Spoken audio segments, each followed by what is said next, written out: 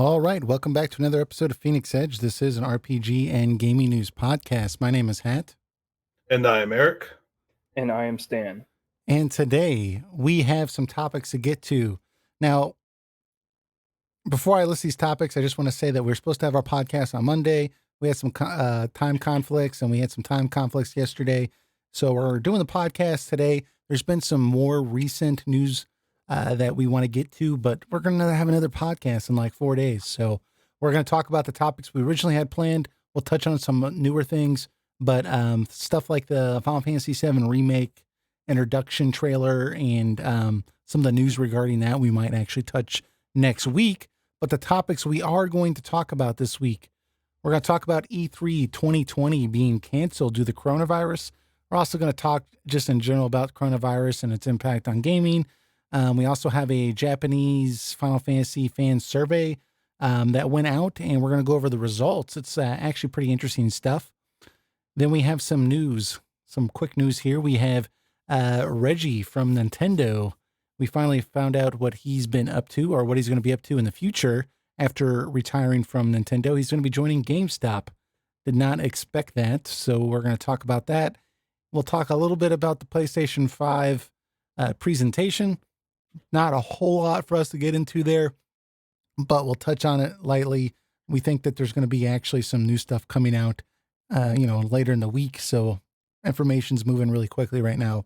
And then we're going to do the Trials of Mana demo, or at least we're going to talk about the some of the stuff that's out there and the fact that the demo's out. We have not had a chance to play the demo, but we're going to talk about just what we've seen and, our excitement to play the demo, that type of thing. And we'll reveal who the JRPG character was last week. A lot of you guessed right in the comments, and actually most of you guessed right, but we'll get to that at the end of the podcast. So, Anticipation is killing me. yeah.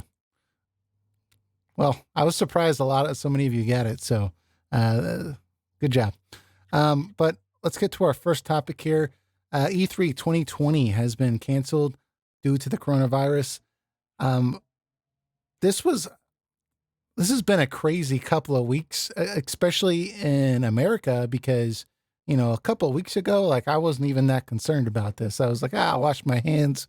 I'll be okay. But, I went from I'll wash my hands to why isn't more stuff closing within like a week? Just like, like my thought process. And so right now I know that I think Stan and myself are currently working from home. We're not allowed to go to the office for a certain amount of time due to the coronavirus. Eric, are you still going to work or are you working from home? I'm still going to work. Okay. There could be an event that leads me to working from home, but I won't say who I work for, but I will say the company I work for is technically considered an essential business. So my company stays open. We do tech services and sell devices to medical buildings that are studying and doing work with the coronavirus. So I'm at work. Well, sounds like normal. Sounds like that's a difficult job to do from home. So everyone around me is shut down, but yeah. So this is all impacting us all in one way or another. And, this has kind of led to E3 being canceled. And, that's mostly because it's an international event. You have people flying in from all over the world. This primarily is younger people that attend this. There's not too many elderly people that are attending E3, although that's kind of changing a little bit as gaming gets, more seasoned. But young people are primarily carriers for the coronavirus. And a lot of times they don't have symptoms. And so they're just trying to stop the outbreak. But, this is kind of really bleeding in all over the place with the industry because, we have delays with or cancellations of other presentations. There's some speculation with games and whether when the newer consoles are coming out. And, a lot of stuff's in the air, including E3's future. The fact that is this going to be, is this, was last year the last E3 that we've ever seen? Once Nintendo does a Nintendo Direct and we get more state of plays and they realize that they don't have to spend $50 million for a presentation at E3, they can just stream something on YouTube and it's basically, free compared to what they were paying before. And, is it still worth their time to do that? So, but this all goes right back to the coronavirus being kind of the spark for this. So, let's go ahead and read. I'm going to read the statement from the ESA first, and then we'll just get into it. So basically, what they said here was, after careful consultation with our member companies regarding the health and safety of everyone in our industry, our fans, our employees, our exhibitors, and our longtime E3 partners, we made the decision to cancel E3 2020, scheduled for June 9th to 11th in Los Angeles. Following an increase in overwhelming concerns about COVID-19 virus, we felt this was the best way to proceed during such an unprecedented global situation. We're very disappointed that we are unable to hold this event as for our fans and supporters, but we know it's the right decision based on the information we have today. Our team will be reaching out directly to exhibitors and attendees with information about providing full refunds. We're also exploring options with our members to coordinate an online experience to showcase industry announcements and news in June 2020.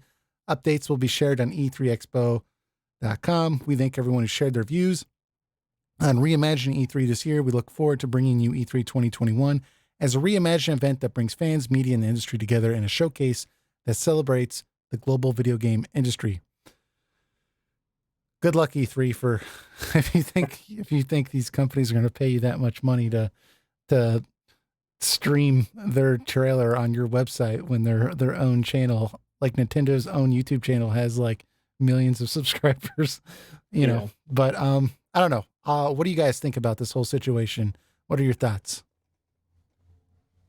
Nintendo, Microsoft, and Sony do not need E3, first off. But what were you going to say? I was just going to say it's in the grand scheme of things regarding the coronavirus, right? It's a very minor thing, right? Like, sure. Just want to be clear from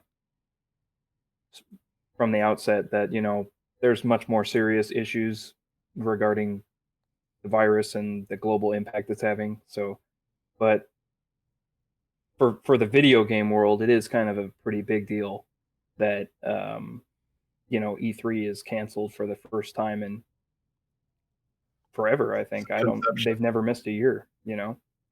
So, but this may be, only time will tell. But I'm wondering if maybe this is a good thing going forward, because the show had to evolve at some point, right? Mm-hmm. It was kind of in an adapt or die trajectory, and maybe having this year off will really give them a chance to make some changes in how they do things, because more and more companies, even before this news broke, were deciding not to go, like big companies like Sony once again, and Microsoft was like kind of doing its own thing outside of the convention center. So right, it was already on the trajectory of becoming irrelevant, basically. So they needed to do something to make it a show that those big companies cared about again.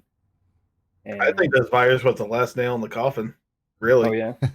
Because, all right, so there's been a lot of controversy surrounding E3. The ESA has been doing a lot of things to like shut up other people that try to compete with them around that time, or the whole fiasco with them accidentally leaking attendees' information out, which is a major no-no. And just the fact of the matter is that these companies feel pressured to get their games out when, get their games, to a playable looking state. Because we've seen all that stuff with Ubisoft where they have these amazing looking games, Watch Dogs being the biggest example. And when we get the game, it looks nowhere near that good. And I don't honestly think it was like Ubisoft trying to trick us into buying their game. Uh, uh, I think it was more they had a deadline. They had to show something for E3. So they put like they put more like a what if video in there to, get it going, and get people interested because they needed to announce the game. And it just didn't match what it was in reality.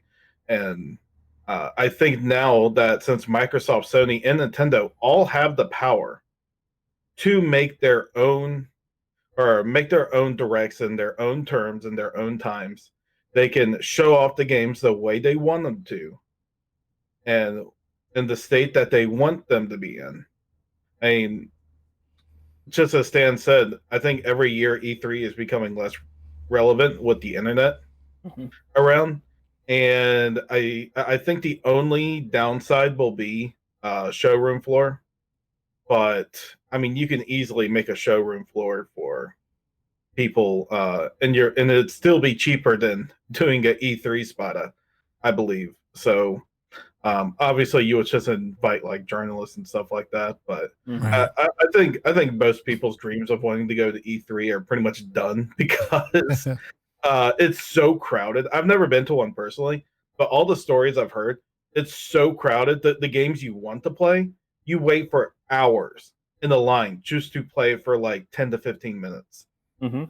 And then you're done. Your entire day at E3 was spent wanting to try the FF7 remake for 10 to 15 minutes. And it's like, well, I spent thousands of dollars just to do that. Way to go. Yeah, it's. I really think that I don't think last year's E3 or this little stream thing they try to do. Well, first off, I think if they really try to get some kind of streaming thing going this year with like 2 months of planning or 3 months of planning, I think that's just going to be a train wreck.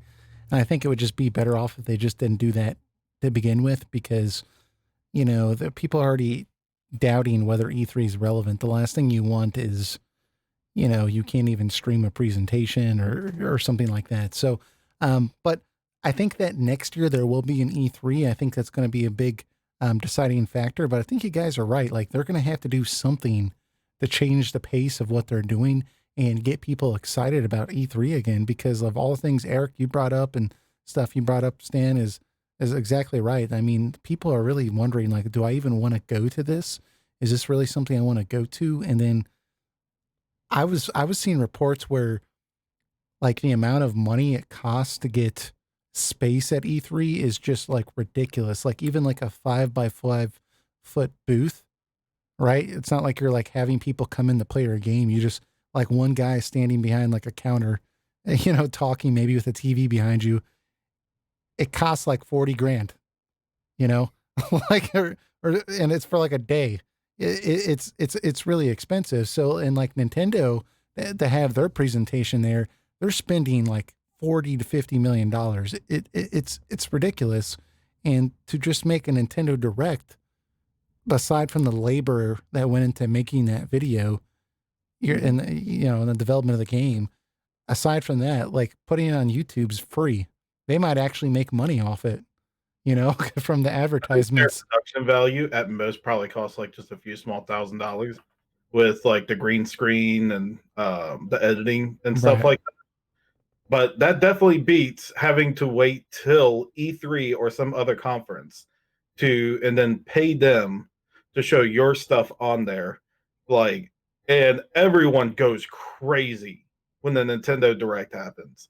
Yeah. And even though the Sony State of Plays are kind of crappy 3/4 of the time, people still get excited to see those too. Yeah. Mm-hmm. But the one thing I think that a case to be had for E3 going away is, aside from the showroom floor, like you brought up, Eric, I know that a lot of game journalists have talked about E3 and said, hey, I know from the outside looking in, it's like, oh, E3 is that time of year where I just get to watch trailers and, as a fan of gaming, as a gamer, that's all E3 is. But as a game journalist, where that's your job 40 hours a week, E3 is that time where you can go and you can interview like 50 different developers in like 3 days, right? So Right. you could be talking to Kojima, then you could be talking to Katase, and then you could be talking to somebody, and it's just a really good time to have that hyper focus. And then also that's the time when they like indie developers are able to build connections because they went to E3, they paid that money, and they were able to talk to a publisher. They were able to slot out a time with somebody from IGN or Kotaku because they happen to be there and be like, "Hey, do you have 10 minutes? I want to talk about my game." And that's you'll see stuff like that on the internet where like I've seen stuff with IGN where they're interviewing like the developers from uh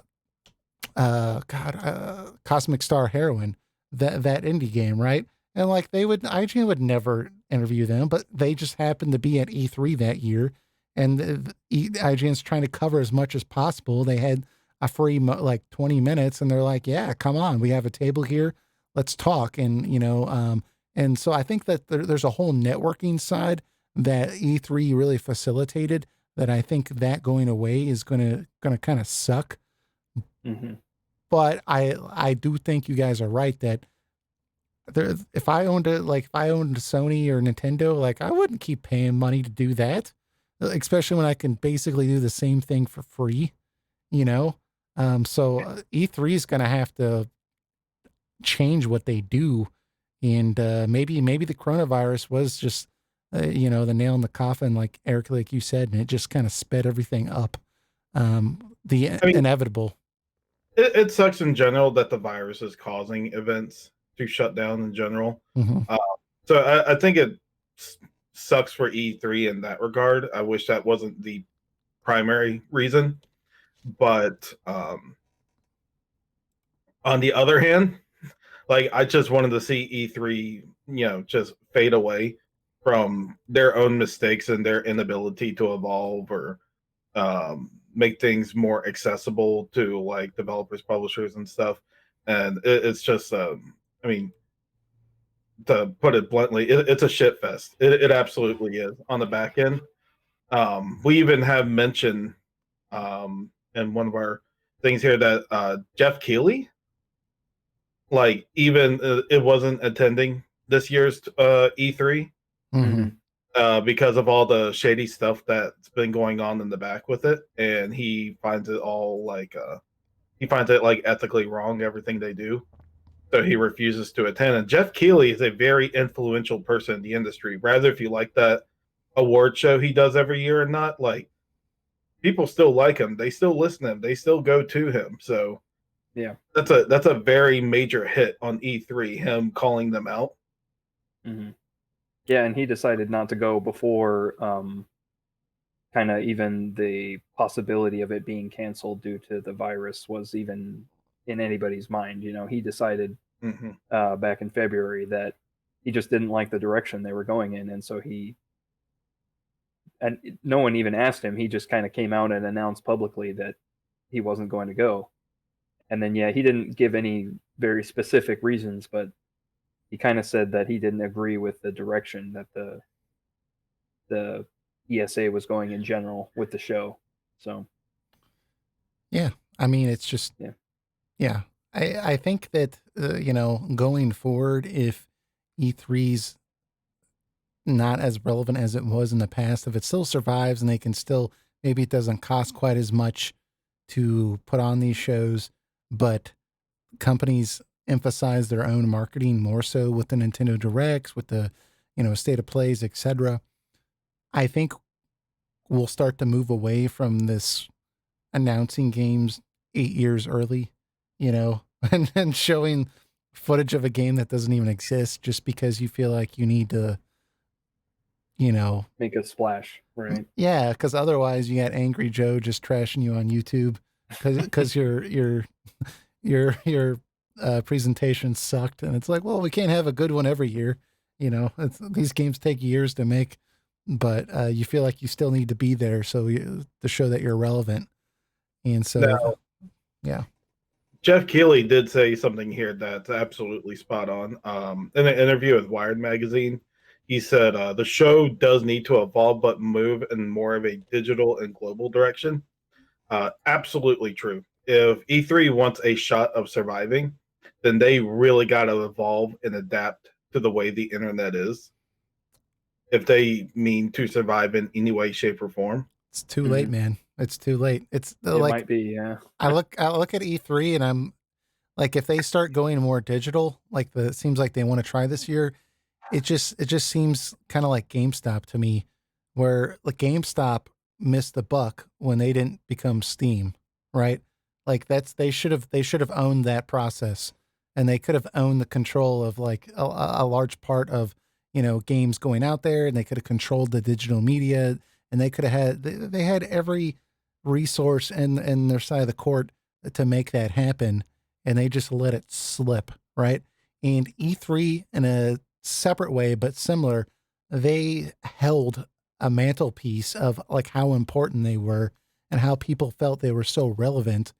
And if they would have gone and been like at the forefront of pushing this more digital age, like the digital presentation with, and not kind of moving away from the thing that they've been doing for the last 20 years, I think that they may have had a chance. But at this point, I mean, like, okay, I'm not subscribed to their YouTube channel.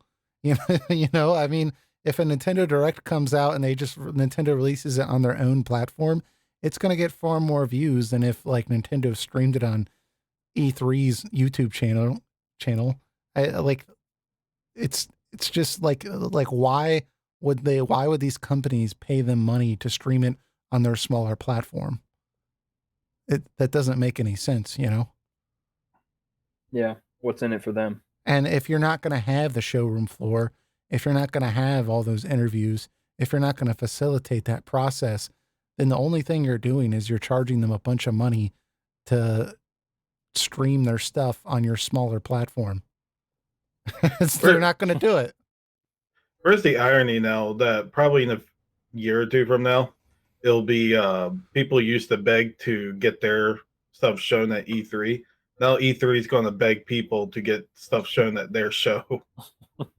Dude, it's going to be like the Game Awards where they're paying like Green Day to come out and play play songs and stuff. Like they're going to be trying to grasp for straws here, and they're not going to be able to afford Green Day. They're going to have to get like their cover band or something. Maybe. Like, hey, we played before Green Day before. I filled in for the drummer one day while he was sick. The guy, yeah, they'll have the drummer from Green Day that filled in on August 2003.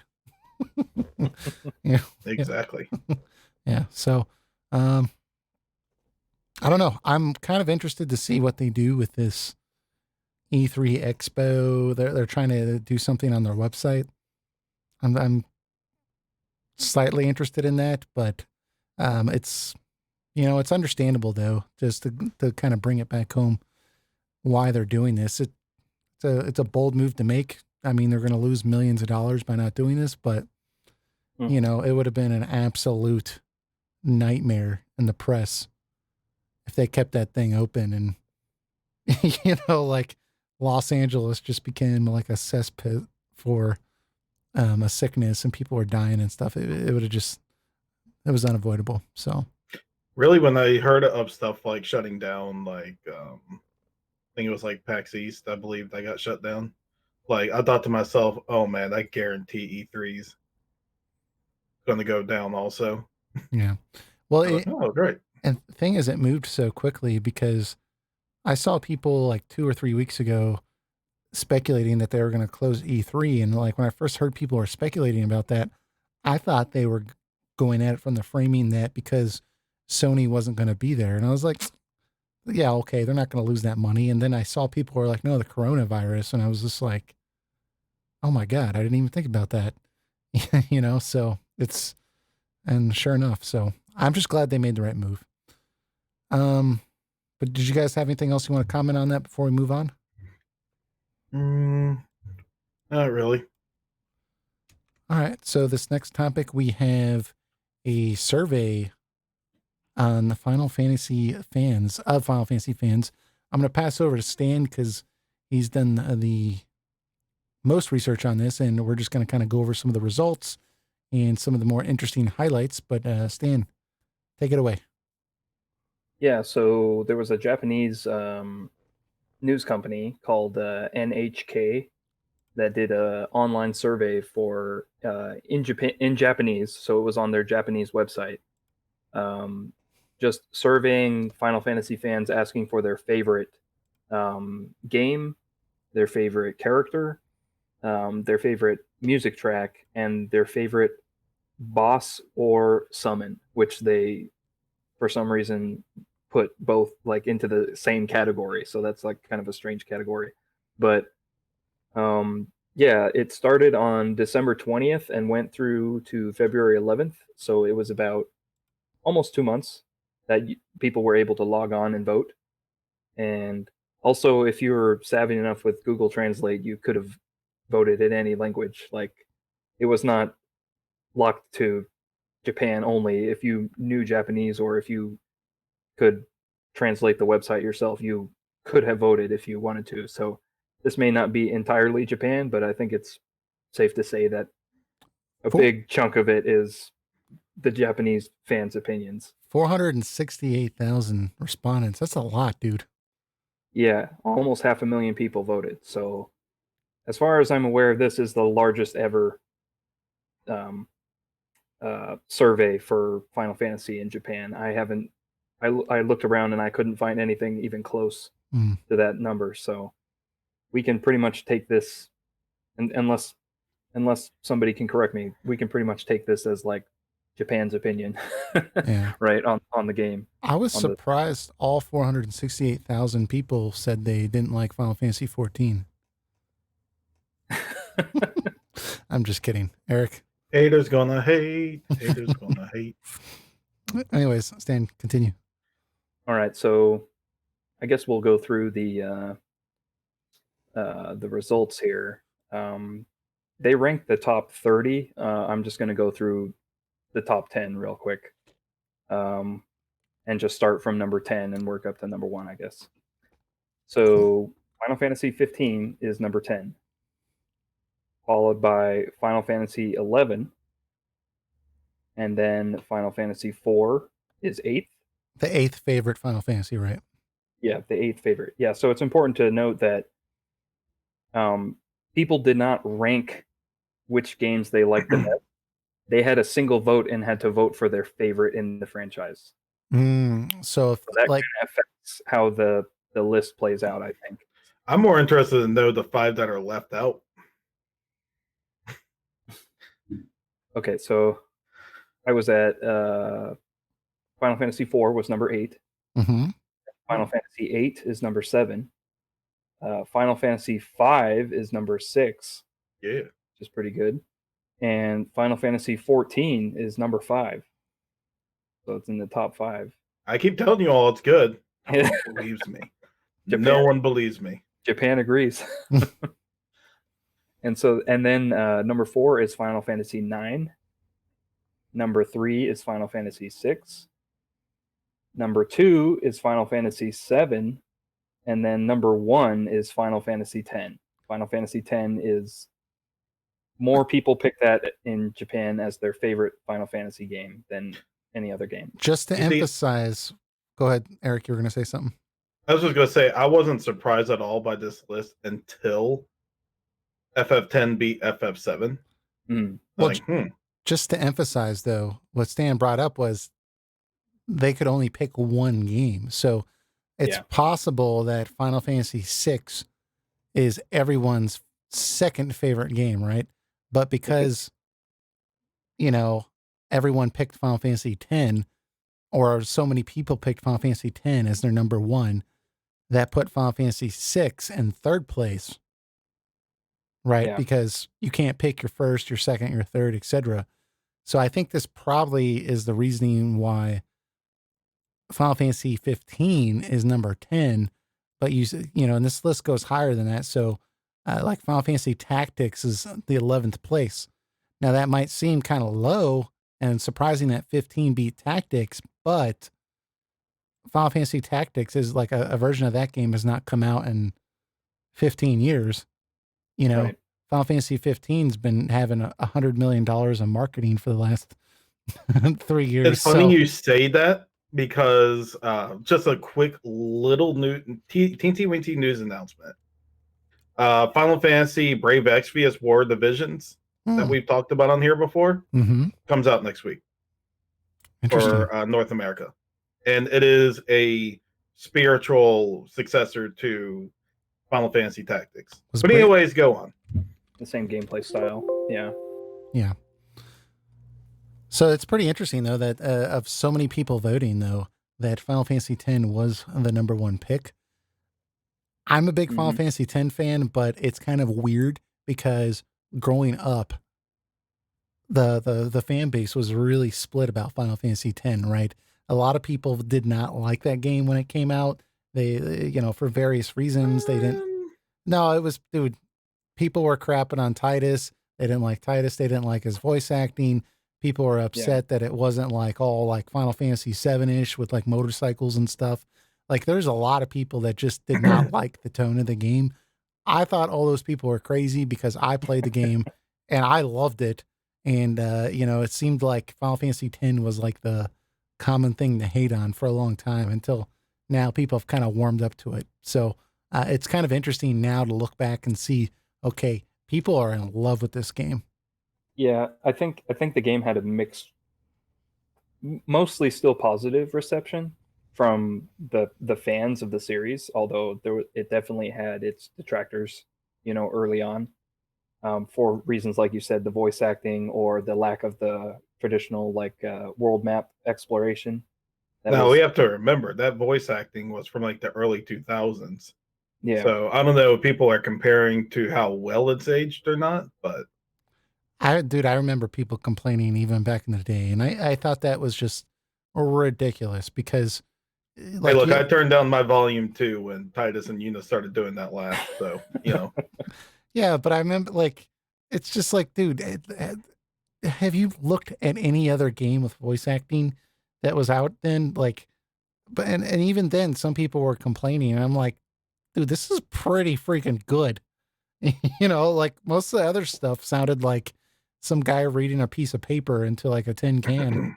For the time, yeah. I mean, you had a few franchises like Metal Gear Solid, for example, that had better voice acting than Final Fantasy X. But if you compare it to especially other JRPGs at the time, it was not it was not bad. Well, here's more of the reason. But like with Metal Gear Solid, there was no lip flaps. I mean, there was a still character face talking. So you could kind of project what you wanted on there for the most part. With Final Fantasy X, though, the people who were interviewed, who did the voices for these characters, pretty much said that they had to follow the lips of the characters to make sure it was correct. And and the funny thing is, actually, Aaron, the person who voices him, does a significantly better job than most people. Like you even have John DiMaggio in there, and even he sounds awkward as Waka. But here's the thing, though: Aaron's face was almost always covered up by his collar.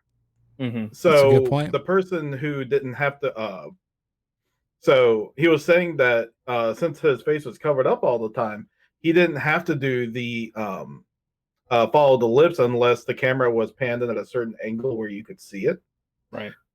And I was like, maybe they should have covered everyone's faces or something, because but thankfully companies today do where Square Enix changes the lip flaps for the localization. And even though 13 still has questionable voice acting for sure, it's definitely better.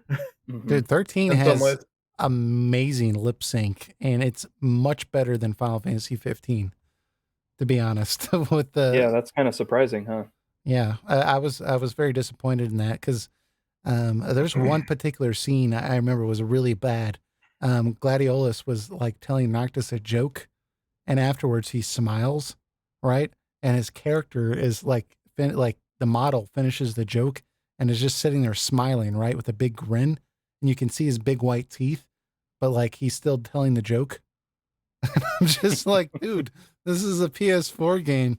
Like, what are you doing? But Right. It's so weird because every time they get these like kind of voice actors on, like they can never make it sound natural with the characters. Like if you play Final Fantasy 12, everything sounds so natural. Like with these characters, voice actors and everything. 12 and 14 like have like just like these different type of voice actors that feel so natural to these type of characters. And then you have 10, 13, and 15, which to 15's credit, the voice acting is pretty good. I won't trash that one too hard. But like these like sound more like closer to like mid-tier see, anime localization. It's like how do you have something voice acting as amazing as 12 and 14s and then you go in this really awkward direction with these titles? I really liked 13's voice acting. The quality of it. I think what I didn't like was more the dialogue, but I felt like the acting itself was well delivered. Well, it was just I don't particularly mean the lines. voice acting Yeah. itself necessarily. It's more like how the characters and the voice mesh. All right, so let me try to explain what I mean. There's certain scenes where characters make these random weird movements. They're like, like, and it's like, what are they doing? This is not something a normal human being does. I really enjoyed that you did that. Yeah. You can gift that all you want. That's a good demonstration. That's a gift from me to the internet. But they do weird things like these like Japanese like mannerisms. Maybe it's more natural in Japanese. But when you translate that over to English, like it's so hard to interpret that as Awkward. anything but awkward. Yeah. It makes you immediately realize like I'm watching a English version of a Japanese game, right? When, like you said, when they kind of do odd, they just their mannerisms, like they kind of have very odd mannerisms about the characters sometimes. Yeah, mannerisms is more what I'm trying to get at. And like, but games like 12 and 14 don't really have moments like that. Like, Yeah. so like, I don't know, like they just take into consideration like how this will pan out, or they just take it out of the localization or something and try to do something different with it. I don't know. Well, I know exactly what you're talking about, and there's a lot of that in these games. So, yeah, I totally agree. Mm-hmm. But that's us getting in a tangent about voice acting. Yeah. No worries, it happens. So, Stan, I know there was some other interesting stuff on this survey, though. Yeah. So, one thing I noticed is the original game, the original Final Fantasy, is actually the lowest on the list. Final Fantasy 1? Final Fantasy 1, yeah. Man, did a bunch of teenagers do this survey or something? Because man, I got to be honest. Who's putting Final Fantasy 1 as their number one? That's the thing. That's the thing. Like, I would put how many Fantasy people 1 chose that? Maybe in my top 10. I'm not putting it as my favorite. Like, of all the games, that's the one I go back to and play the most. No. Dissidia and who in their right mind put Final Fantasy Record Keeper? That's one of the options. Record Keeper, that's your favorite Final Fantasy. Final Fantasy 13 beat 12. Well, I get Japan definitely likes 13 a lot more than we do. Yeah, so, this list would be very different for the Western audience for sure. Yeah, I gotta keep remembering this is for Japan, is Japan, not us. I'm surprised. No, they should give that survey to us and be like, whoa. So we have Final Fantasy 2 as number 18, right? But that beat Final Fantasy X-2 for 19th place. And, this goes all the way to, what is it, 30 games? Yeah, so 30 games. That's, first off, I'm surprised that Final Fantasy 2 ranked so high, because I know traditionally Final Fantasy 2, a lot of people think is like, oh, that game sucked. I kind of like it for the highlights, but it does have some issues. But I don't think I would put Final Fantasy 2 above 10-2, to be honest. I would rather play in 10-2 again than Final Fantasy 2, me personally. I was surprised that Final Fantasy 2 got more votes because they only vote on their favorite than the original game, Final Fantasy. That's true too. Yeah, that's very true. Maybe, yeah, because that Final Fantasy, while it's not the most interesting narrative game, it's generally regarded as a good, well-made game. Whereas Final Fantasy 2 had all kinds of issues, or I guess you could call them exploits, with the leveling system. Mm-hmm. Right? It was very controversial with how the character progression worked. Like it's kind of trying to do its own thing.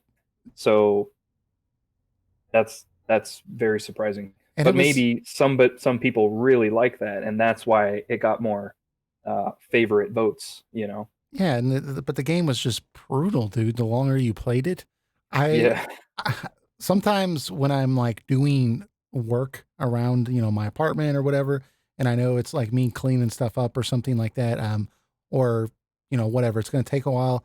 I'll put something on YouTube and just have it playing in the background. And when I moved into this apartment, I was unpacking. One of the things I put on was just Lore Runner playing Final Fantasy 2 from like 8 years ago, right? And like he was going into like the lore on it and everything, but he a lot of times, just to get through the game quickly, because he's more story focused, he'll put on cheats, right?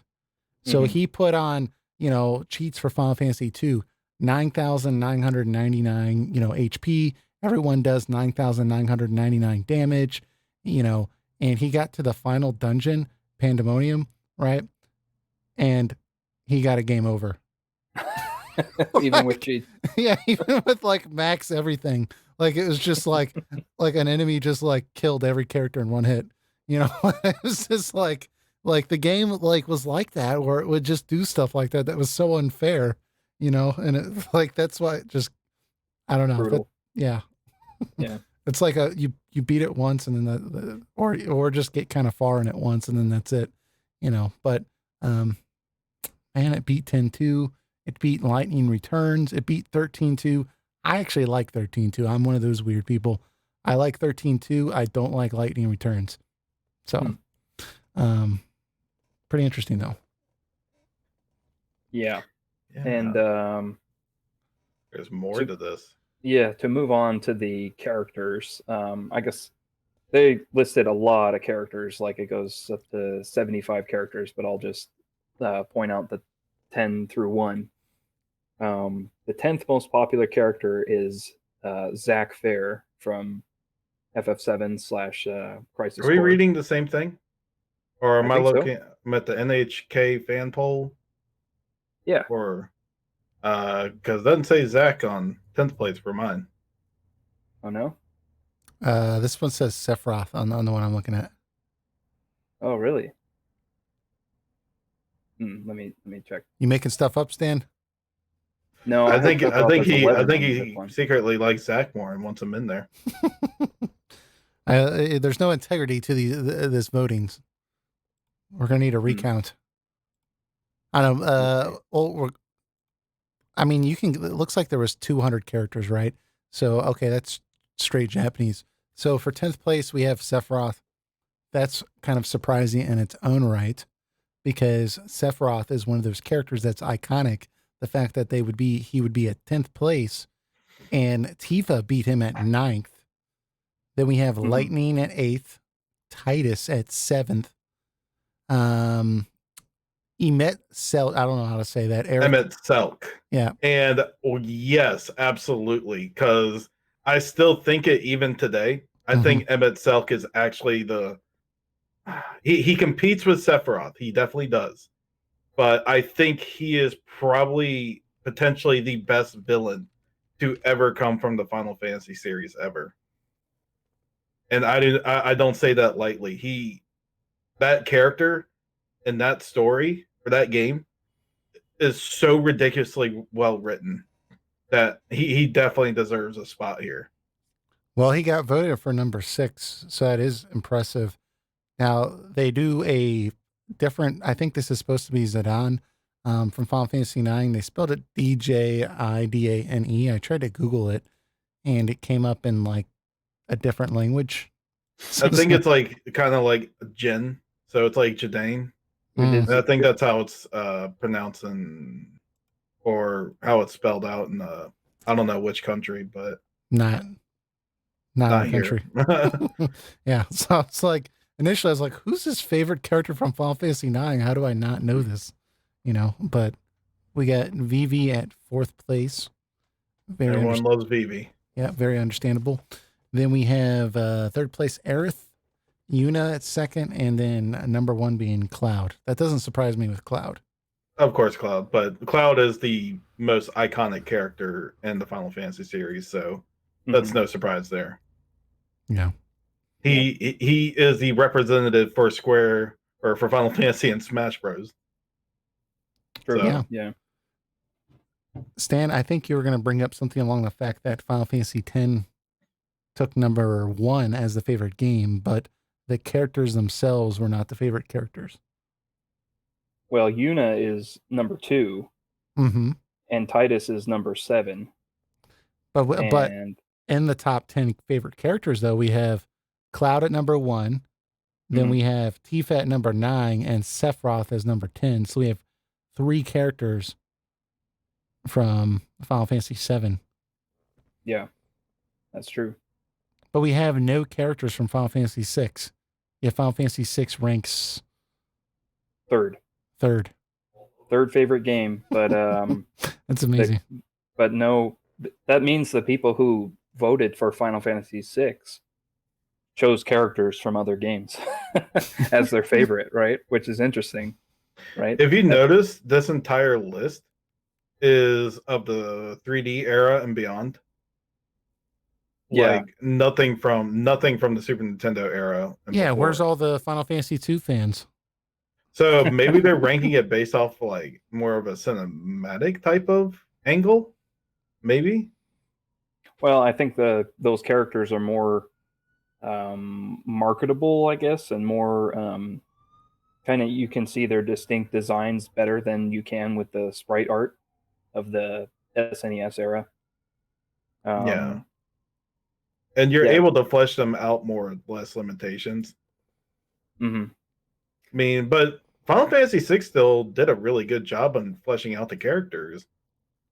Though, I mean, Terra and Celeste are particularly strong characters in that. Well, I'm surprised Kefka, at least Kefka, because everyone likes Kefka, right? Yeah, actually, that probably is the most surprising one not on there. He might be like in 11th place or something, but see.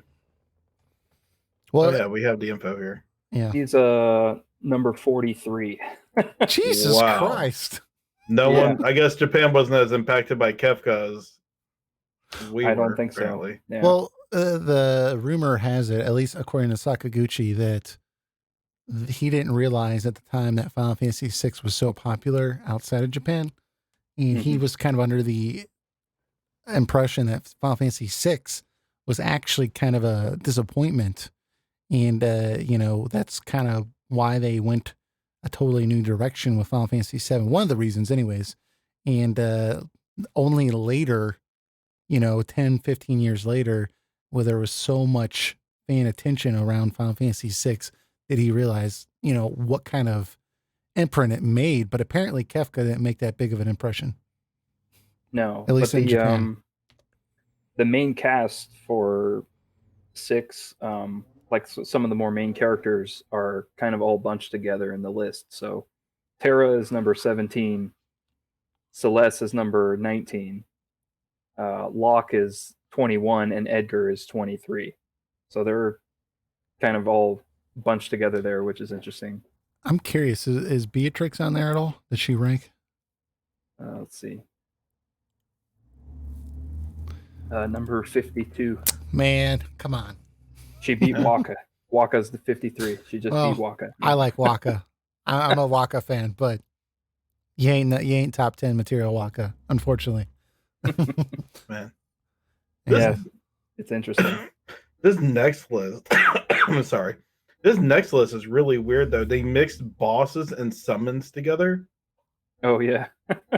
Like what? It's like a lot of times you don't have to fight summon. The summon, yeah. Like they have Knights of the we'll say the list first, then I'll say. But from here on this list, this is for bosses and summons. 10th place was Safer Sephiroth, the final boss. Sildra, the summoned Sildra from Final Fantasy V. You just obtain her through a quest. Bahamut Zero from Final Fantasy VII. He's obtained through the main quest. Braska's Final Aeon, the final boss for Final Fantasy X. Then we have Balfour, Yuna's first summon in Final Fantasy X. And then Omega from Final Fantasy V, which is interesting. I think Omega came out on the GBA version of FF5. Someone may need to correct me on that, but I think he was in the special dungeon added after. But anyways, Anima, Final Fantasy X, he's both a boss and a summon. Third place, the Final Fantasy 14 version of Hades, which I guess I won't dive into that because that's a spoiler on why that Hades in particular. But okay. it's a really awesome boss fight. Second place, Kefka, of course. Kefka's got to be on there. That's like the longest boss fight in the Final Fantasy series. Yeah, for sure. And the first place was the summon Knights of the Round from Final Fantasy VII. That is definitely the most memorable if you played all the Final Fantasies. To what you have to do to get that summon. Yeah. Raising a gold chocobo and then there's other stuff around it. And then when you get the summon and you summon it, you're going to be there for a while. Go make yourself a peanut butter and jelly sandwich and come back because it's still going to go. Yeah. This is you're right though, Eric. This is a weird combination. Final Fantasy bosses and summons. I mean, it's kind of an interesting dynamic. I wish they would have done like favorite airship or favorite music track, overworld theme, and been like real wild with it just to see like where it's like, well, Final Fantasy VII Highwind's theme beat out the overworld music from Final Fantasy IV. It's just kind of a weird thing because, Knights of the Round. Okay. That's a summon from Final Fantasy VII, but it's not the same as a boss fight. I guess it's used in battle, Yeah. Summons are boss fights like half the time in the series. Yeah. Like you do have to fight them sometimes, but like in FF7, you don't fight the majority of them. You just obtain them by some means. Mm-hmm. Dude, Braska's final Aeon though for Final Fantasy X, that boss was not only memorable to me, that boss whooped my butt the first time I played the game several times. It's an awesome boss fight. I think that's a pretty iconic boss fight for me also. Like the music, the design, just the drama behind it, with the scene with Titus and Jack before it, then that boss fight happens. Like there's a lot of emotion that rushes when you take on that final boss. Then it turns out there's a final boss that you technically can't lose. I've never tried. I've always been tempted to see if I could lose, but usually after I beat that boss fight, they don't give you a chance to save. So I'm just like, I'm not going to try because I'll have to redo that boss fight again. I think it's impossible to lose, but don't quote me on that. But I think it's possible to not win. And what I mean by that is you could get yourself in such a bad state that you can't beat the boss and he just keeps killing you and re-raising you over and over until you just give up and reset the game. So you do lose. In a way. Yeah. Not officially. Yeah. By your own terms, I guess. Yeah. But very cool. Very cool. What else we got here? We got favorite music. I think the music is the last on the list. So let's see here. For number 10, we have Those Who Fight Further, Final Fantasy VII. Yeah. Then That's a memorable one for sure. this next one baffles me. For ninth place, we have the Final Fantasy main theme.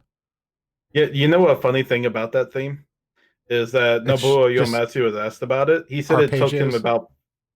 it took him about 5 to 10 minutes to make that theme. Yeah, go up and down a G chord. Like, yeah, is that really, like, someone who voted for that, like, is that really your favorite theme? Do you sit there and listen to that? I don't think you do. Well, you just get up in the morning, you're like, Final Fantasy theme. I'm in the shower. All right. You know, there's like, been more added to it. Like, yeah, it's over like time. very generic And- orchestra music. Like, I mean, to be fair, it gets you pumped and going, wanting to go when you Dude, hear it. I can't stand. I can't start the game fast enough. Like, I remember Final Fantasy 12s in particular, and like I was like, yes, let's get this game going. And that was a great beginning one. theme just gets you pumped up for that game. Yeah. Like even when I bought the Zodiac Age and I heard that, I'm like, oh, that sounds so good. That was a really good one. I'll give you that for sure. Number 8, we have Melodies of Life from Final Fantasy 9. I really like that song. I don't like the actual vocal word version where they have, lyrics. I don't like that version, but You prefer the la la la la la version? yes, much better. I don't know. I'm just weird like that. It's the Japanese version sounds pretty good. The English version sounds a little less better, but I think I'm in agreement with you that I think I like the song itself more than the person singing it.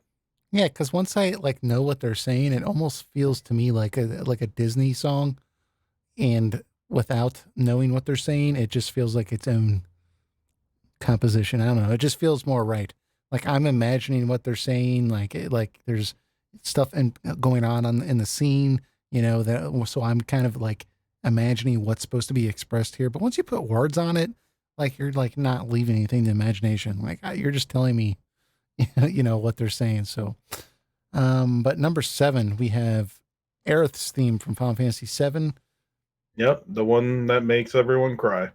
Classic song. Then we have One Winged Angel, number 6. Everyone knows what that is for sure. Yeah. Then we have Blinded by Light, which beat out One Winged Angel. Wow. That's very interesting because I've actually heard some pretty valid criticism. I actually like Blinded by Light song. Me too, but I don't think it works well as a battle theme. Unless they'd made some alterations to it. Because it takes a long if you listen to that song again, it actually takes a long while to build up to the big point of the song. Yeah.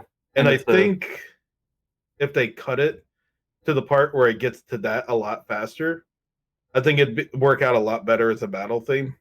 Yeah, especially in a combat system where a lot of the fights are over like quickly. Like the goal is to defeat the enemies as quick as possible. Some battle themes are like that though, where like Final Fantasy 8s in particular, like I like it, like the second half is just like really groovy, right? But like most battles don't get to that point. I almost want to just drag the battle out so I can get there, because it's got a really cool breakdown at the end. But I don't know, man. Blinded by Light, that's I like it compositionally, like you guys are saying. It's a good song, but I'm just surprised it beat out, all these Melodies of Life, Aerith's theme, One Winged Angel. It's very surprising, yeah.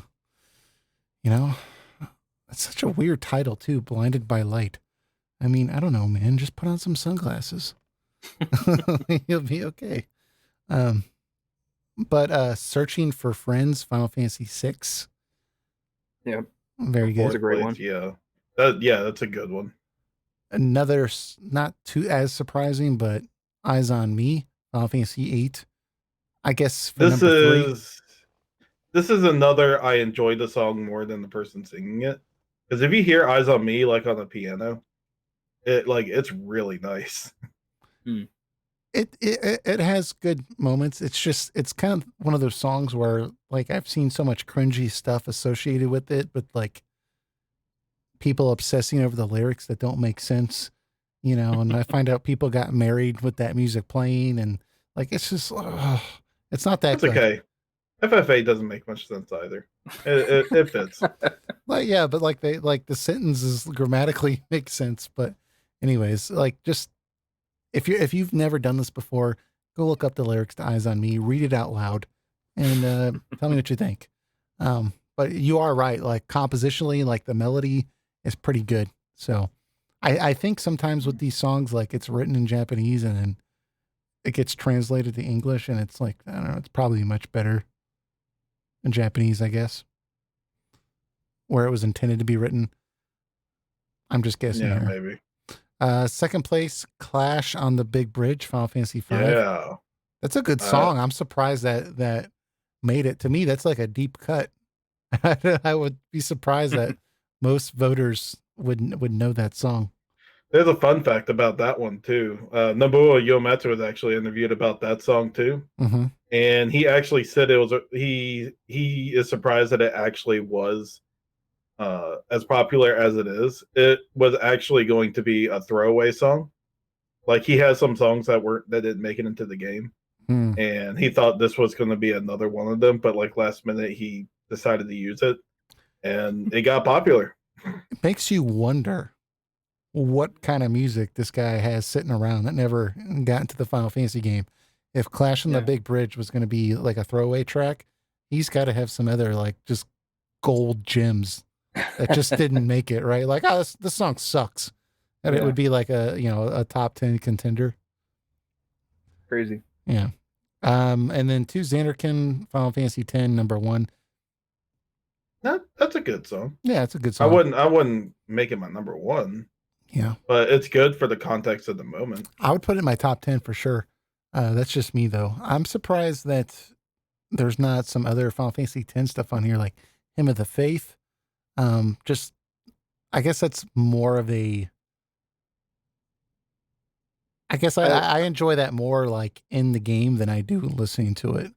Yeah, you know? I can't see many people choosing it as their favorite, you know, because some I like, some I don't. Their favorite. I could see like Wandering Flame though by Final Fantasy X. That one's really good. I don't care much for the Ronso singing to him, but I liked it at the end when they're like, that's my favorite when version. they're about to fight you, Yevon. That's like a creepy, interesting sounding one. Oh yeah. But I'm a big fan of the Ronso version. I'm kind of. Well, hey, guess what? You're wrong. Ronso. You're Ronso level wrong. Yeah. Anyways, what else we got with this stuff? I think that's it, though, right? Stan, did you have anything else you want to kind of bring to our attention with this? Yeah, just a few things. Now that we've gone through the whole list, we had first, like, I wanted to point out that lightning is number 8 on the list, right? And so there's always been this idea floated around kind of in the FF community that lightning is liked more in Japan, like significantly more in Japan than she is in the West, which is probably true. And this list kind of seems to verify that because she's in the top 10 for characters, right? She beat out Tifa by 1 spot, which if this was a Western survey, there's no way that would happen, right? But her game is not that well loved. It's number 14 overall in the list, which means there's probably a lot of Lightning fans, people who like Lightning as their favorite character, but they're not too fond of the game itself, which I thought was interesting. And the game that she is the main protagonist for, right, Lightning Returns, is even lower. It's number 21 on the list. So for whatever reason, people in Japan like the character, and that might have to do with how much she's marketed, I guess. Mm-hmm. Like as kind of one of the main, she's heavily marketed over there. She's like in clothing commercials, for crying out loud, you know, and like purse advertisements and stuff. Yeah. I mean, honestly, yeah. I'm fine with the character Lightning herself. I just don't care for the story she was put in, Yeah. or like even with like 13 in general. I like everything about it conceptually, and I like the lore and everything they set up and established with it. It's just the writing and the world building Yeah. to it that I'm more against than anything. But I like the ideas from it, and a lot of the characters I like on a, at least on a conceptual level. Lightning included on that. Yeah, I just think that So, I don't. From what I've seen, that the fan base are really expanded with the female audience, female gender, right? Hmm. I think really starting with Final Fantasy VIII, I've noticed a lot of women have said that's where they got on board. Obviously they've been able to enjoy the other ones, but I saw a huge spike with Final Fantasy 13 in particular. Just because she's got like little pink strand in her hair and she's female protagonist, like clearly, that's more welcoming if you're kind of new to the series to think that this might be something that you could enjoy. So I wonder how much of that, just that people have nostalgia with that character because they grew up with that character and that was their first one and stuff like that. I don't That know. could be. Yeah. Yeah. Yeah. I just thought that was interesting that like the character is up there, right? But the game is much lower. So, and then another little thing that jumped out to me is Final Fantasy 12. I guess just really isn't very popular in Japan. Like people in West, kind of the West FF community, like regularly rank FF12 kind of in their top 5 even, I've seen. Right. I don't know how many people in the West, to be fair, are also would say it's their favorite game, Mm-hmm. but I think it would do better in a survey of Western fans than where it landed, which was number 15. So it's one spot below FF13 in yeah, I Japan's eyes. both FF12 and Final Fantasy Tactics have a more Western style tone and ideologies and Hmm. mannerisms and everything to it that I don't know if that just naturally unattracts Japanese players or not, but it certainly attracts Western players, that's for sure. yeah, I think Yeah. I was gonna say with Final Fantasy 12 in particular, like the version of the game that we got, not only did it have, and I don't think this was that big of a moment, but the whole kidnapping sequence with Pinello that wasn't in the Japanese version originally, Mm. that came out. So that whole segment was not in the game just because they had some kidnappings going on at the time, and Square removed that part. So we got that part in the game, and then also there was a lot of work done on the localization effort to really make the dialogue a little like buttery smooth, right? Hmm. That I know appealed to a lot of American or Western audiences, um, at least in the English version. So I just wonder sometimes with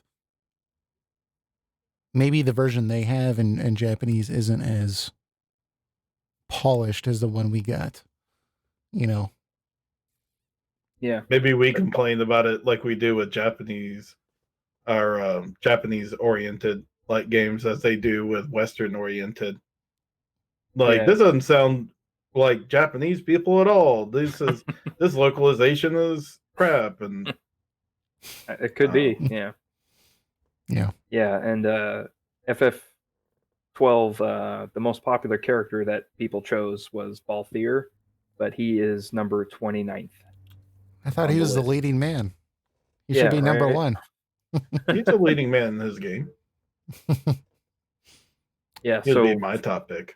Yeah. for whatever reason, like I think Final Fantasy 12 might be the biggest gap probably. Like we obviously don't have a Western list of survey of this size to compare it to, but I would suspect that FF12 would be like for sure in the top 10, right?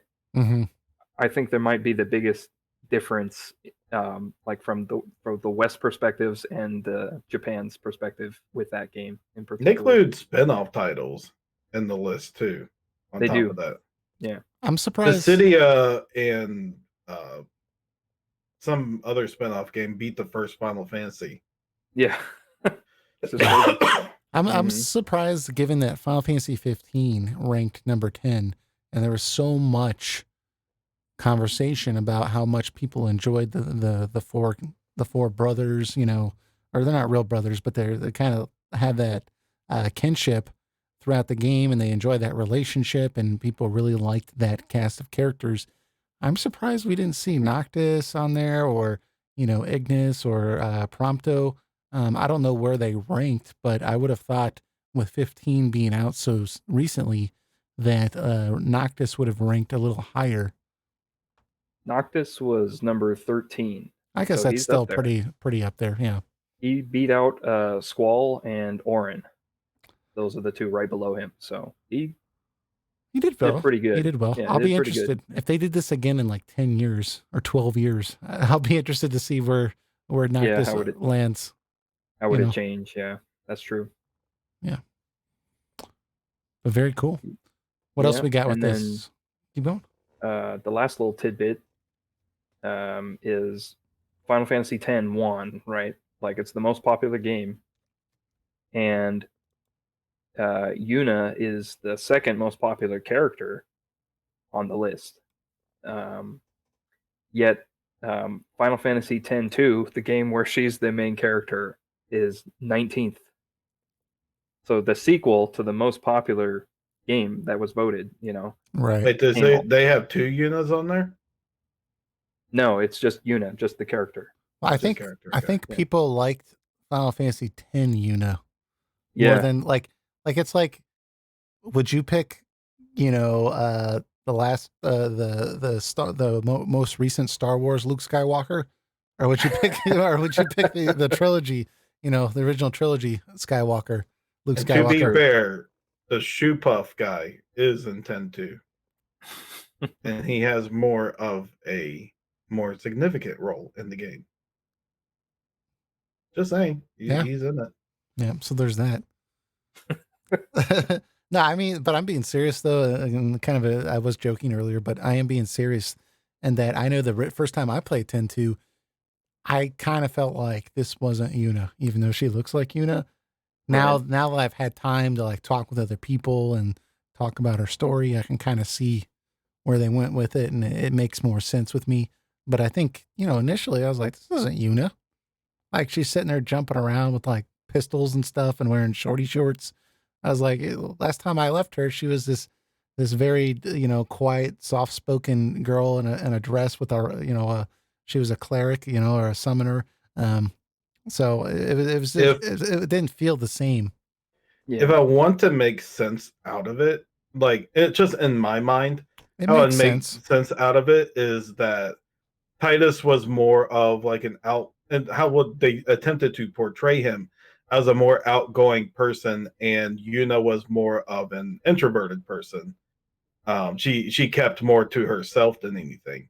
So I think making her like this in the sequel is more like her like following Titus's ideologies and wanting to be more outgoing like him. So she, you know, kind of created a new persona for herself, especially since all the summons in the world are gone. Yu Yevon's gone. So, you know, you can't be a summoner anymore. Yeah. Well, I think, you know, also in addition to that, just the fact that, you know, she grew up in her father's shadow. She was expected to, you know, be proper all the time and, you know, help Spira and help the people and be there for the people. And then she planned to become a summoner and end this pain. And there's a role and way you conduct yourself as a summoner. So once all that's gone and she's just like, okay, now I can discover who I am and start living for me. You know, I was like, okay, I can kind of get where like you would kind of let loose a little bit, you know, go on some adventures with your cousin, try some new things, you know, it makes sense. Especially like Eric was saying after that experience with Titus and being interacting with somebody that's so opposite of you, you know. Yeah. Right. What's interesting also about the game, 10-2, if I want to give the story any credit, is that Yuna still has moments of weakness where she still tries to keep to herself while still trying to have that new exterior persona. So it's not like she had a complete transformation. Like she's still like and like at the root of it all, she's still her same character from 10. But she's also trying to make, like you said, something for herself instead of being under like her father's footsteps and stuff like that. Yeah. So the story is still meh, but it's not bad. It's not bad. It's not terrible. Yeah. It's just unnecessary. Right. Yeah, I would say it did some things right, but it does halfway tempt me to play the HD version, which I've still not done. I own several versions of it because they bundle it with Final Fantasy X. Me too. Yeah. Maybe if it's on sale on the Switch, I'll do it. I played through it on the PS4. It was good. I enjoyed it. So, do we have anything else to go over though with the survey? It's really cool though, man. 498,000 people. It's very telling. Yeah, the only other thing that Eric already touched on was the spin-off titles were also included that people could vote for, and the highest ranking one was Final Fantasy Tactics at number 11. So understandable. That's pretty good. Yeah, they just need to remaster that game, get that thing out here on the Switch, and which one was the highest again? I didn't hear that. Tactics was number 11. Yes. For the spin-off games. Yep. Yeah. I don't think it needs a remake necessarily. It's already a really good looking game. I meant remaster. Yeah. Yeah. I mean, it definitely needs a PC port. That is, it 100% needs that for sure. Sure. Yeah. All right. Let's go ahead and move on though. That way we're not podcasting until 2:00 in the morning here. We got some housekeeping we want to get through here. So I just want to bring to everyone's attention that we are media partners with RPGfan.com. If you've never been to their website, I highly encourage you to go check them out. They are a great source for RPG news. They've been doing game reviews since the late 90s. They have soundtrack reviews. They have 2 other RPG podcasts on their website, Random Encounter and Retro Encounter. Random Encounter is RPG news, discussions, opinions, that type of thing. And then Retro Encounter is more of a book club styled RPG podcast, where they go super in depth on certain games. So I highly encourage you to go check them out. They also have a YouTube channel they're getting going here. So they're doing video reviews as well. So go check out their YouTube channel as well. This week they have written reviews for Rune Factory 4 for Switch and Battletech for PC. And so if you're interested in either one of those games, you can also go check out the review on their website. Going forward with our own YouTube channel, we have a Final Fantasy VII Remake. We believe still at this point being on the horizon, coming out next month. Gotten some might have some issues with it coming out exactly on the 10th. We'll have to see. But as of right now, it's coming out on the 10th. So we're still planning on doing a Final Fantasy VII discussion before that game comes out. And we will be letting you know fairly soon here when that discussion is going to hit. And it's going to be a super in-depth discussion. If you've never watched any of our other game review discussions, we'll spend like 2 to 3 hours just talking about the game.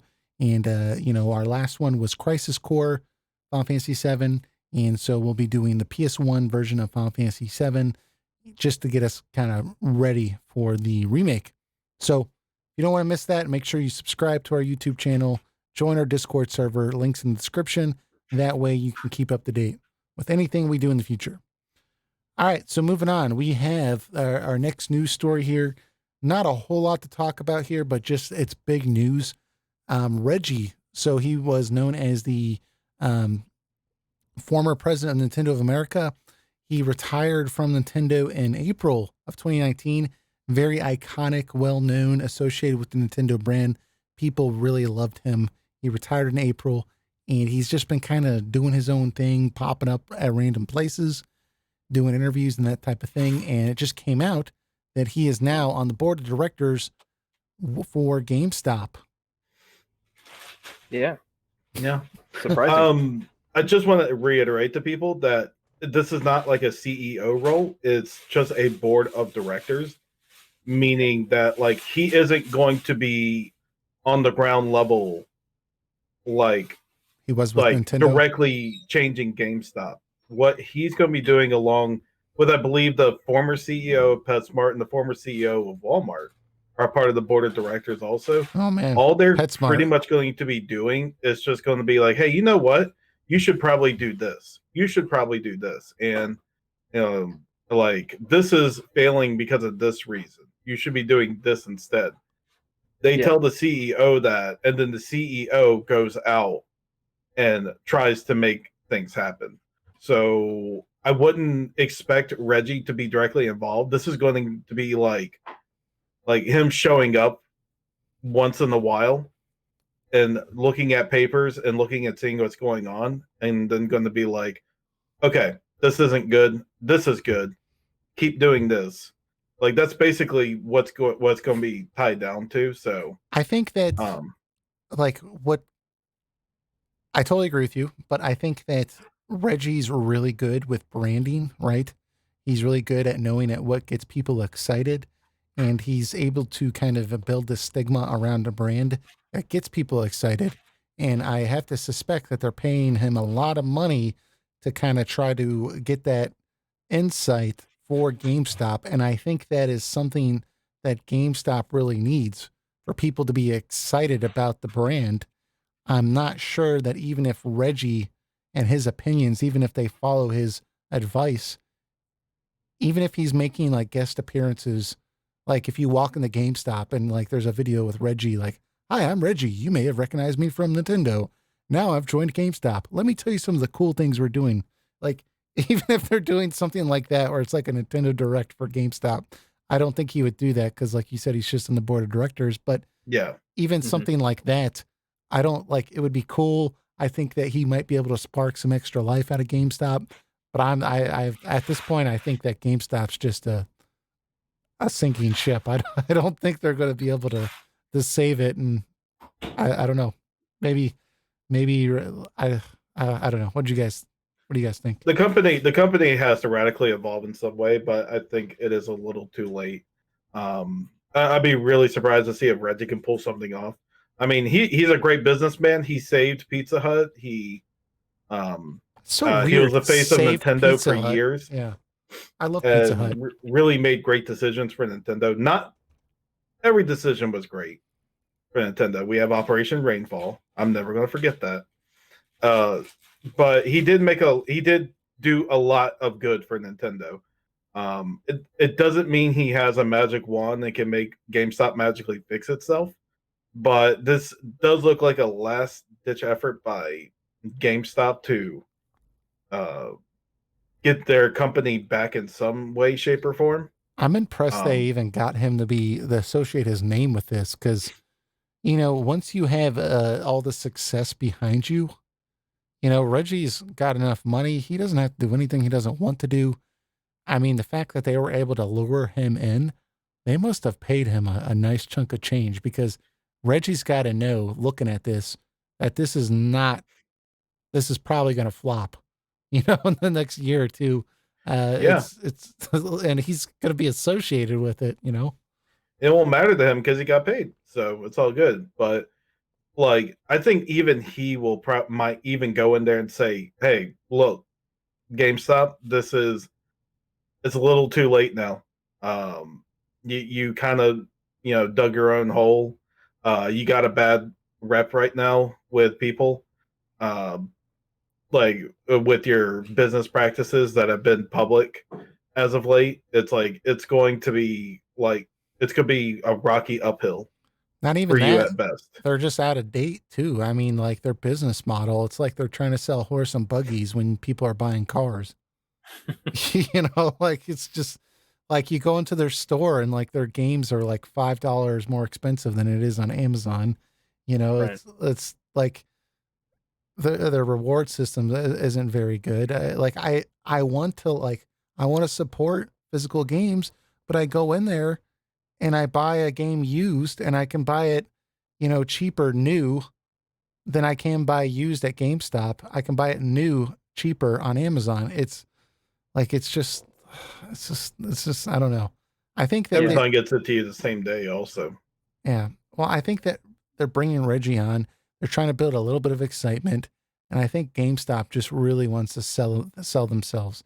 They want somebody to come along and just buy them, and so they're trying to bring names associated that are big, so they can make themselves look a little bit more attractive. Maybe Amazon can buy them. Hey, someone bought out Toys R Us after they went bankrupt. Yeah, but I don't see a single Toys R Us. Oh, because you don't live in the right areas. There's like, I think there's like maybe someone correct me if I'm wrong. I think there's 10 Toys R Us open in the country. Well, it might as well be closed because I I can't walk into one. So like you could still find maybe 1 to 5 Blockbusters in the country left. Yeah, I think there's only like one left that's in like a area of Alaska where like you can't get quality internet. Like everyone's still on dial up. Yeah. Yeah. So that might be maybe the same location where the last GameStop will be. Because Amazon Prime can't ship out there or something. I don't know. But yeah, I mean, I hope GameStop does something right because I've said it before. I don't want to see people lose their jobs, and that's a lot of jobs lost if GameStop goes under. Mm-hmm. So I hope they do something right. I don't, even though they do shady business practices, I don't want them to go under. I want them to change themselves. I want them to do the right thing. I want them to be more humane in their business practices. I don't want them to necessarily shut down. Like I want to see like employees get like better treated and stuff like that, and have people retain their jobs. I think that's the best case. I don't know why people just want to just see it crash and burn. Like no, don't ask for that. Just ask for it to be better. Yeah, I agree. I totally agree. Yeah. Mm-hmm. We've seen a few locations recently for GameStop. Like I've seen in the news here and there that some of their locations they're trying to kind of transition to more of like a game like hangout type of place where they have I've seen that like computers that you can like just sit down and then like pay by the hour just to like try out new games and stuff. That might be the direction they have to go in to kind of stay relevant. Like I know that not every store can do that kind of business model, so they probably would end up having to close quite a few stores, as time goes on. But there might be, a spot in the market for that kind of a thing. So maybe, I don't know, maybe Reggie saw that and thought that that's a good opportunity. Or so do you have to pay by the hour? Because I saw pictures where there was like 4K televisions and a bunch of Nintendo Switches and PS4 Pros and Xboxes, and you could just like play games, right? And like sign up for time, but I didn't realize you had to pay. And so I thought it was a good idea to just show up and like have like a social hangout spot, and people would probably buy stuff while they're there. But like I'm not gonna they pay can't charge people. No one will want to come if they charge. Yeah, because I could go to Redbox and rent a game for like $1. And keep it for like a whole day. I'm not going to pay you by the hour. That's stupid. With the internet now, people rather be doing social gatherings on the internet and playing through that. So if you charge something that people are already skeptical about doing, it's like no one will come. Guaranteed. Yeah, I think the only way out for them really is this. Honestly, they need to like really dip into the retro market. Like you need to be buying used games and reselling them, like old games, and I think that's the only thing they got left. Because go back to the Funko land philosophy. Yeah, I mean you can still sell new stuff, but just kind of dip into that old stuff, and maybe with Reggie there, you can really launch something like that with like like old Nintendo stuff, even though he wasn't around with Nintendo during Super GameStop Nintendo. technically does it. They have retro games. I think you can only buy them online, and select stores have them. That's not the same thing though as them actively. No, some stores do have them. They need to do it more widespread. That's what I'm saying. Absolutely, yeah. That's where more I'm getting at. Like it just needs some widespread. Yeah. or at least let the more popular stores have them. Yeah. Yep. Totally agree. Anything else with Reggie joining GameStop before we move on? Nope. Good luck, GameStop. All right. This next topic, probably not going to spend too much time on it. We'll spend some more time on it in the future once we know some more. But there was a PS5 presentation, a PowerPoint presentation today. It was very relaxing to listen to. It reminded me a lot of watching like a Bob Ross painting. Made me so sleepy. Very soft spoken and made me very tired to watch. But we didn't really learn too much. I mean, we learned that, but they confirmed yet again that it's going to be backwards compatible with PS4 games. Slight caveat to that. PS5 will use a solid state drive, so already knew that. Haptic feedback, they've already talked about that. And it's going to be targeting at some point holiday of this year release window. And yeah, I mean, they went over like the teraflops. It's 10.8 teraflops, I believe, and like the Xbox Series X is 12. So there's a slight edge with the Xbox Series X, but we didn't get the price or is there going to be able to play PS1 games, PS2 games? We didn't learn anything along those lines. They didn't show any game footage or anything like that. So we're kind of at a point where we don't want to just totally crap all over Sony because they're getting so much crap already. I imagine they're gonna comment at some point in the next couple of days. But what you guys have some thoughts? Yeah. Not really. It's just the one thing is the backward compatibility is going to work similar to Microsoft, where it's like you just can't pick up any PS4 game and throw it in there. Now, granted, they said over 100 titles are already going to be available for backwards compatibility for it for PS4, but potentially one of those niche games you have that like could potentially be not compatible right now until they update it later. That was one thing. So that was mentioned. Don't trade in your PS4 or a PS5 if you still want to play the PS4 games. Or at least confirm that the games you have are all compatible, and then you can make that decision and trade your PS4 in. Yeah, I believe what they said was it's going to be the top 100 selling, I would presume, PS4 games. So chances are the mass majority of your library is going to be okay. But if you like those like niche anime games and stuff like that, or ones that like people have never heard of before, there might be a chance that it's not on that list. And they're working on it. Like over time, they're going to, push that more so and have more games. So it's not going to be only 100 the entire lifespan. They're planning on widening that. So honestly, this didn't seem like a presentation where they were ready to announce the console. This was more geared towards developers. And so they talked about a lot about specs and a lot of techno jumbo that they showed a lot of line graphs with like, haptic feedback analysis. And I'm like, I don't know what this means. Can you show me what it looks like? And so I think I'm just going to look forward to when they have a presentation where they actually start showing off some games. Because that's what I'm interested in. The 3D audio was pretty neat though. Like they're even going to take like stereo speakers and try to make it sound like it's like behind your head or your left or right ear. So there is that. Yeah. They did also mention expandable storage. So you buy the 1 terabyte and they have extra M.2 solid state drive slots. Yep. That you can upgrade it even further without having to hook in an external drive to it. Yeah, so that's kind of cool. They did mention though that they have kind of strict compatibility criteria for like which drives they're going to allow to be used.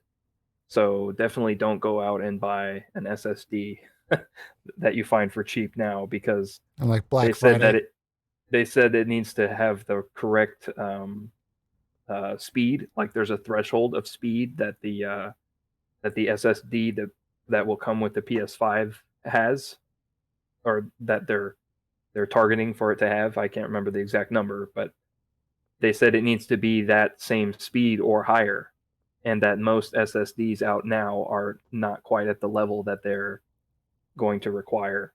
So they need to be more. He said wait for more information. Basically, they're at some point. I'm sure they'll give a list of brands or like what types of which model numbers of SSD will be compatible for expandable storage. But right now, they just mentioned that it's going to happen. Like they're going to allow for it, but not all of them are going to be compatible. So definitely don't go buy one right now. EU Sony's going to make one themselves, and they're going to charge like double the price of They're going to mark it up. Yeah. sell it for. Like, but we guarantee it works. Yeah. Yep. So I'm sure we'll learn some more stuff as time goes on. Obviously, they weren't going to be at E3 anyways, so they're kind of on their own schedule. But I'm sure they're just trying to figure out when they're going to launch this console. You know, with the coronavirus and everything going on with that. Are they going to have to delay it? And I think there's a little bit of waiting for Microsoft to play their hand with what their console is going to cost. I think that's a big factor here too. So I still think consoles are going to be 500. That's a pretty safe bet, I think, too. Yeah. But yeah, there's definitely like a cat and mouse game going on with Sony and Microsoft, right? They're trying to reveal information so that the developers are not and the gamers are not all in the dark, right? But at the same time, they don't want to tip their hand to the other company too much. Microsoft sells it for 500, and Sony's like, "Oh yeah, well we sell it for 480." How much you want it now, don't you? Yep. So it'll be pretty interesting to see what happens. But let's go on and move on to our next topic here. So we have the Trials of Mana. We've had some trailers that have come out. I believe a demo came out today. If not today, tomorrow. I think it's today. But I haven't had a chance to play it yet, but I am excited to play it. But we kind of want to just talk about Trials of Mana and just kind of give you all our thoughts with it, because there's been a lot of stuff that's been coming out and we are excited to play it. So I'm going to be getting the trailer up. Does somebody want to kind of start us off with their thoughts with what they've seen thus far with Trials of Mana, the remake, not the re-release of the original? The combat looks a lot smoother. That's definitely smoother than what the combat system. This isn't like a remake. This is more like a reimagining of that game. Sure. So pretty much almost everything you can pretty much throw away. Besides like story knowledge and maybe where to go. It's like this is mostly a new combat system. Yeah. I mean, so were you saying that it looks smoother than it did in an earlier trailer, or it just looks smoother in general? Like a smooth gameplay. It's always looked good. I've never questioned that. Yeah. When I look at this, dude, like I wasn't really excited to play the Secret of Mana remake, right? Number 2. That one was just really generic, and I ended up playing it for this channel, like just to talk about it. And I was really not happy that I paid money for that, because it was just not very good. And this seems to be capturing like the spirit and the charm of this game. And like, it just seems like this is going to be, it just looks like what it looks like to me is it looks like a Nintendo 64 game that was like remade in that same art style, but like more detailed. It just gives me that same vibe I get from when I play a Nintendo 64 game, like a really good one. And so I don't know if that resonates with you all, but when I look at this, like it just feels like fun to play. Like it's just looking like really, really something that I'm going to be looking forward to. It reminds me of a really fun PS2 game. That's fair too. Yeah. Yeah. That's what I take it as. But I mean, graphically, like aesthetically, the game looks very beautiful. Like colors are really well used. The characters are really well designed. They don't they don't look generic. Like I said again, the colors are just like very well used. It's a pretty looking game. I can't deny that. Yeah. If you go back and compare this to that Secret of Mana remake that we saw a couple years ago, maybe 2 years ago, a year ago, something like that, and then compare it to this, like you can clearly tell like the difference in budget. I mean, the animations are just like in the other remake, you know, it was just like super stale and wooden, and the characters just like it didn't really move quite right. And in this, it seems like they've actually put in a lot more effort into just getting everything just right. And I mean, I'm excited, man. I'm really excited. So yeah, this is like a true remake remaster where the Secret of Mana one was just like a very shallow remake. yeah. But there is a demo that's out right now, so people can go download it. Do we know if the demo carries over to the base game or not? Or is that still? I don't know. It Okay. does. Yeah. It does. Oh wow! You can save your progress and then keep going. Yeah. And how Square Square has tonight. Yeah, Square has been doing that. Except the 7 remake. Not with 7 remake, yeah, but like they did that with Dragon Quest also. They did that with Octopath Traveler back when it came out. Yeah. So they've been releasing a lot of demos for like their games, which is pretty cool because you give people the opportunity to just. It shows that they're confident in the products, right? They think that by releasing a little slice, you're going to sell it to more people, right? I've said this before, that companies should like release demos of their games and then let you continue over if you're interested in buying it. Yeah. Like that's a really solid strategy, and it's been working well for Square Enix on almost every game they've done it for. Yeah. Yep. Like Dragon Quest sold really well on the Switch. Well, dude, the Switch version, they gave you a 10-hour demo. That's crazy. Like they just let you generous. they let you play as like no limit. Like it wasn't like, oh, you can only get up to this point in the story. It was like, no, play as much of the game as you can for 10 hours. And if you can possibly get through like a third of the game in 10 hours, that's on you. But you know, so it was pretty crazy how much they let you play. So I agree with you. I think that's like just a great philosophy that's using the current technology, the fact that we're in a digital age, you know, to their advantage. So I think that's really cool. But yeah, I want to play this demo. It looks like it's in the spirit of what this game should be. I like that they didn't like try to make it like a complete reimagining where it's, you know, in a sci-fi movie or something, right? That's got like similar stuff where they didn't like completely reimagine the characters. It feels like it's the same game. It's just in 3D now. So that's really, really cool. Yeah, it looks like you also have access to choose all 6 main characters. Sorry, there's 6 main characters in the game, right? And you can choose a combination of 3 of them. And the demo gives you opportunity to try out all different combinations. Like there's no characters locked out that you can't pick unless you buy the full game.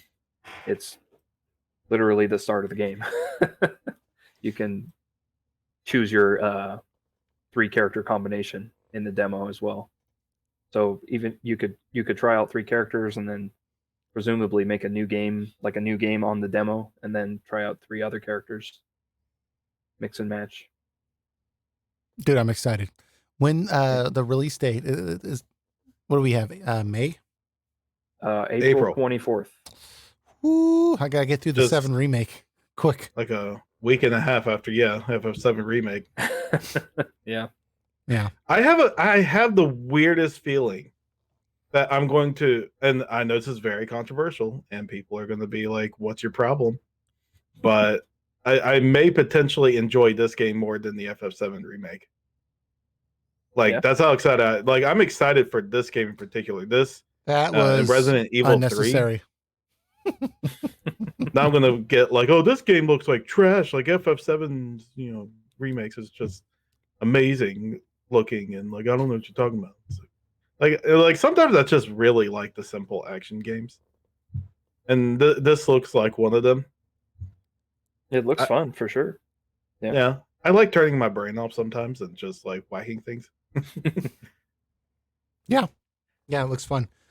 So it comes out end of April, and so that means we got to get through the 7 remake fairly quickly, so we can get in on some Trials of Mana, and then oh my god, I've seen rumors of Xenoblade Chronicles remake, remake coming out a couple weeks after that. May 29th is the a month rumor. after, yeah. So it's about to get busy, guys. It's about to get busy, at least for me, anyways. Yep. So. But I think that about covers us. Oh, yeah, we do have our secret character. How could I forget? So last week, we had a character that we displayed. They were a grayed out character. Let me see if I can pull that up here for you guys. But the onus on this was to try and guess the character. So this was the character that I displayed. And the idea was, hey, you guys guess the character. Who do you think this character is? You replied in the comments. Many of you got the character right. I saw a few incorrect comments. But Eric, do you want to tell everyone who this is? And I'll display what the image actually looks like without being grayed out here in just 1 second. I decided to go easy on you all for a trial run, but the character is Foul Lu from the game Breath Dynasty of Warriors? Fire 4 from Capcom for PlayStation 1. Okay. Very cool. Now I'm not overly familiar with that game. I know I should go just haze myself later. But yeah, there was a lot of people that commented about this character. So what made you want to pick this character, Eric? Just the one that I wanted to pick something just for the first one to not be too hard, but just something to get someone thinking at least for a few minutes before they can figure it out. Because Breath of Fire 4 it's not like the game that everyone has played, but if you're a JRPG fan, you've at least heard of it and maybe have at least played it once or tried it. So I think this is something that like someone could, figure out if they just took a few minutes to think about it. But I'm going to see if I can make it a little harder from here. Yeah. Just to reiterate, we did say there was a slight incentive to go ahead and give your guess. We're going to keep track of the people that do guess, and we're going to seek y'all's opinion, maybe vote on some particular games that we select and see what your opinion is on future discussions. So if you want to kind of have an influence on that, being involved with this process is not only fun, it can be rewarding. So next week, we're going to have a new character. Eric's really going to go balls to walls with this. I tried to get a little crazy with it and if you guys notice, I flipped the character around. So instead of facing left, he was facing right. But that wasn't enough. We're going to step up the ante next week. So next time, put it upside down. Yeah, that's what I should have like chopped his head off and put his head in the left-hand corner and like just got like real crazy. But I was concerned y'all weren't going to get it because I wasn't overly familiar with the game. So I was like, man, even seeing the image, I can't remember the character's name. So, good audience. I think that's it though, guys. We got anything else to talk about? That's it for this week, I think. Very cool. All right. So today's Wednesday. We're going to have another podcast on Monday. So very shortly. And we're going to be covering a lot of the news tidbits that came out this week as of now and anything that comes out in the future. We'll be covering that next week. And I imagine we'll have some 7 remake stuff next week for y'all. So look forward to that. And we'll see you all next week. Take it easy, guys. Take care. See you next time.